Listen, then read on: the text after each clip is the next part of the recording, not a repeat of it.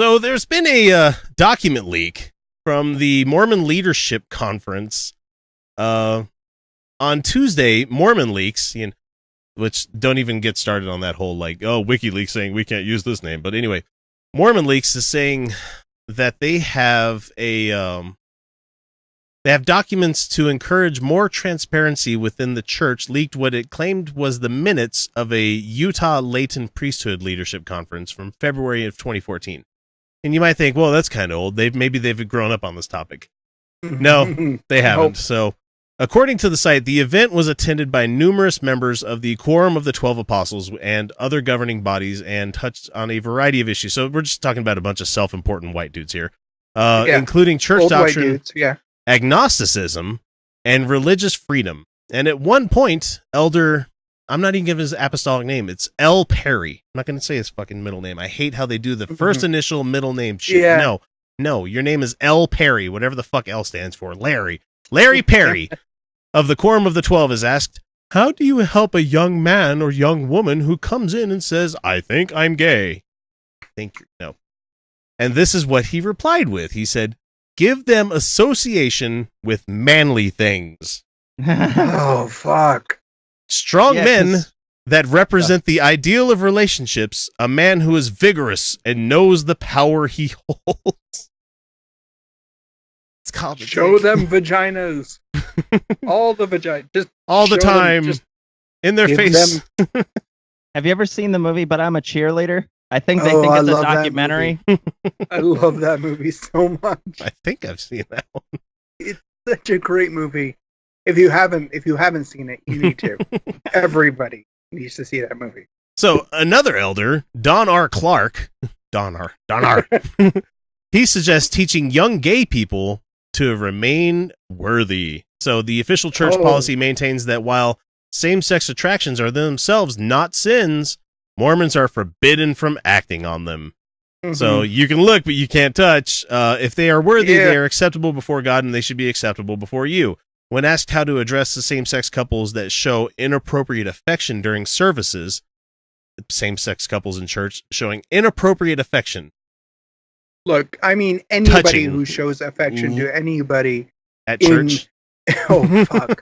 Well, first especially up, Mormon church. Meetings, for anybody who's never been to one of those meetings, they are the most appallingly boring things that you could possibly attend. See, when I went to a Baptist church, at least there was the fire and brimstone and, hellfire and stuff like that. No. Not at Mormon churches. No. These are just awful. It's boring as fuck. So when they were asked about that, Perry said that they should be brought into the elder's office for a reprimand. Spank me. Spank me. No, they wouldn't be doing anything fun like that. Yeah. We noticed you were holding hands. No, trying to cope with you can't do anything but. What do they run now? Like an hour? I mean, those particular meetings. You're talking like sacrament and all the other shit. It's like 1 hour, and then you have but if you're doing the whole shebang, if they do the whole shebang, that's 3 fucking hours every weekend. Ugh. And you don't get to pick what time you go either. You don't get to pick. They tell you what time you get to come to church. It's so fucked up. Okay, so he said, I would invite them to come into my office right after and let them know that they were out of line. I would let them know that repentance is possible for, holding hands or kissing. I don't see what the problem is there. But adultery is still adultery. Fornication is still fornication. Are we talking about people, I mean, bonus points if you were fornicating during that meeting. I know, right? I don't think it's going to happen.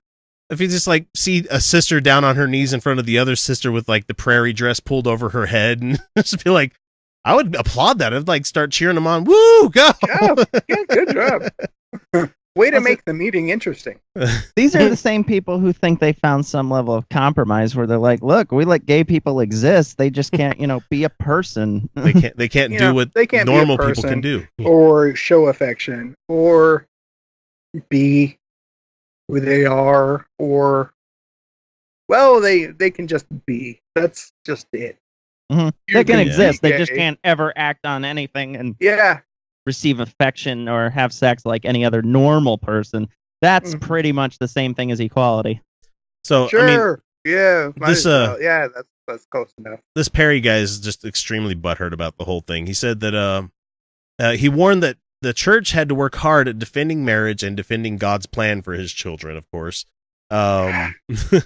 He said this evil God is so impotent that he can't defend himself. I know, right? Mm-hmm. It's like the people that defend Islam is like, how dare you draw a picture of my prophet? I must kill you for this. Be like, well, why isn't your God doing something about it? He's doing something through me. Look, if he's got a problem with it, let him come, commentate on it, Yeah, I have an email address. Just be like, from god@god.com.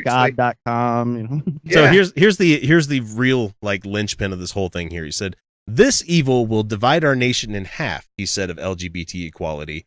You know they will never stop. They will move 1 inch at a time. Well, that's just polite. You don't just ram it in there, guys. You gotta hold, just relax, breathe. More lube. Easy. More lube. 1 inch at a time. Until they have 1 inch at a time. They move 1 inch at a time until they have forced upon all. Man, this guy's got a fetish. He does have a fetish. He's really afraid. He's got gay panic. That's what this guy has. He's like, oh no, I secretly think that penis is yummy. It's like, hey guys, penis is okay. If that's what you like, it's okay. And how small of a curb that is. It's like a curb this high. It's like, who gives a fuck what you do in your private time with other people that are adults? Like, I don't care. Well, do what you want. Whatever your kink is, let it fly. Be yourself. I feel like there's one thing I have to say about that, because I often do have to talk about that argument. And that is the fact that, sometimes people will say, well, I don't care what you do in the bedroom. And the fact is, we aren't just gay when we have sex. Oh, no, absolutely not. We are gay in public. We are gay at the restaurant. We are gay everywhere. And, our lives aren't reduced to what we do in the bedroom. Oh, and I'm absolutely. not saying you guys would say that. Yeah. But that's often someone says, well, I don't care what you do in your bedroom. Well, that's not enough. I'm sorry. No, like we want to be out in public. We want to hold hands in church, or, maybe give somebody a kiss on the cheek when you're like in a public display of affection. But these people are like, how fucking dare you do that? It's like, it's natural. It's the exact same thing you do with your significant other.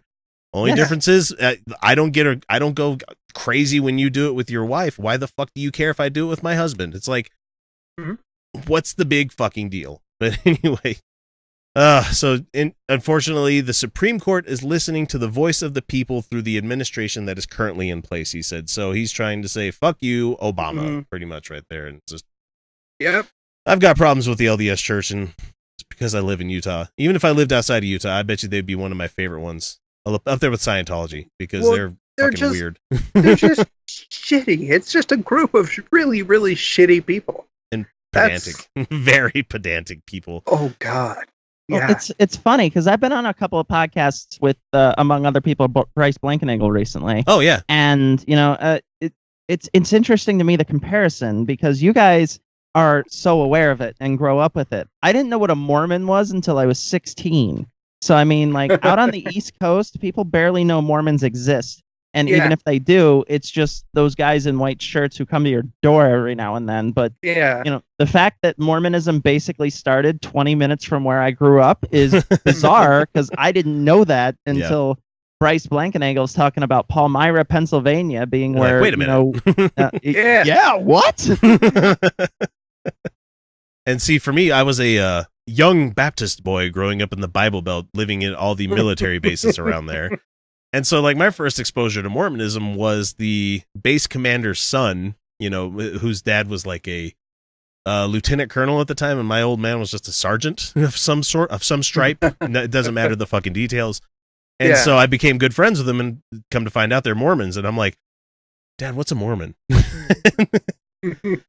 And of course, my dad being Southern Baptist, he had all sorts of funny and interesting topics to bring up about them.